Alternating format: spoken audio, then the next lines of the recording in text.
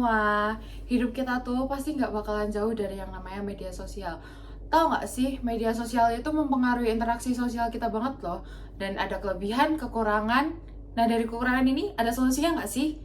Kita bertiga akan kasih kalian solusinya. Dan aku di sini Diana dari NPM 546. Aku Jessie dari NPM 542. Dan aku Kelly dari NPM 537. Akan kasih tahu kalian. Let's watching. Sebelum kita mengenal lebih lanjut, aku mau ngasih tahu ke kalian apa sih karakteristik Gen Z ini. Jadi yang pertama ada digital native. Jadi para generasi Z ini, generasi Gen Z ini itu lahir di era digital. Jadi mereka sangat aktif sekali untuk bermain media sosial. Kedua, ada kreativitas dan inovasi.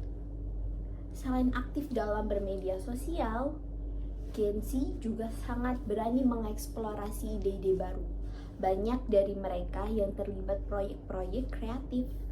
Yang ketiga ada FOMO, yang singkatan dari Fear of Missing Out, yang dimana para Gen Z ada tren sedikit langsung diikutin, ada barang yang sedang viral mereka beli.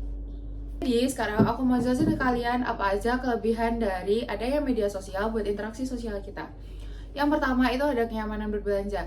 Kita tuh tahu sekarang keluar buat belanja itu udah males banget, apalagi kalau panas, hujan, dan segala macamnya lah. Dengan adanya e-commerce kayak Shopee, Tokopedia, Blibli, Lazada, itu sangat membantu kita, apalagi gampang aja kalau misalkan kita sama teman-teman kita nih mau beli satu barang yang sama, daripada kita rame-rame datang ke tokonya, kita bisa titip ke satu orang buat pesenin itu di e-commerce, tinggal di check out terus nanti sharing bill deh. Yang kedua, kita itu punya peluang buat menjadi orang yang kreatif. Lihat sekarang banyak banget content creator, banyak banget graphic designer yang hasil karyanya mereka tuh bagus-bagus. Bahkan kita kalau ngelihat karyanya mereka itu pasti kayak dimanjakan banget matanya. Maka dari itu peluang kreatif itu karena adanya media sosial itu sangat terbuka, bahkan sampai membuat peluang kerja baru. Yang ketiga, kita punya peluang besar untuk punya partisipasi di acara-acara global. Misalkan nih kita nggak bisa keluar kemana-mana kayak COVID kemarin, tapi banyak banget acara yang berlangsung secara online, dapat sertifikat, dapat pengalaman. Kita bisa melakukan itu semua lewat media sosial aja, nggak perlu kita harus datang ke tempatnya. Otomatis itu sangat membantu kita buat yang tetap mau cari pengalaman tapi mager buat kemana-mana.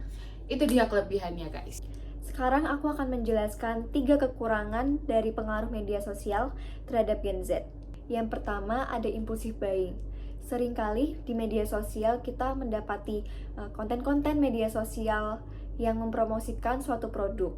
Dan biasanya generasi Z itu beli hanya karena lucu tanpa memikirkan kegunaan dari barang tersebut, sehingga terjadi pemborosan uang untuk hal yang tidak berguna. Yang kedua, tidak memiliki pendirian. Banyaknya tren atau opini di media sosial membuat Gen Z sulit menentukan pendirian mereka masing-masing.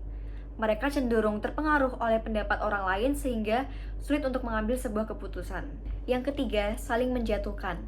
Media sosial sekarang menjadi tempat seseorang untuk mengkritik satu sama lain, bahkan menyerang satu sama lain. Hal ini menimbulkan lingkungan yang tidak sehat, bahkan merusak hubungan sosial mereka. Dari kelebihan dan juga kekurangan tadi yang sudah dijelaskan, memang cukup banyak kelebihan yang Gen Z dapatkan di era yang sekarang. Namun kekurangannya juga tidak main-main ya teman-teman. Jadi untuk kalian para generasi Z, jangan sungkan-sungkan lagi dan juga lebih berhati-hati dan juga lebih selektif lagi ya dalam memilih hal.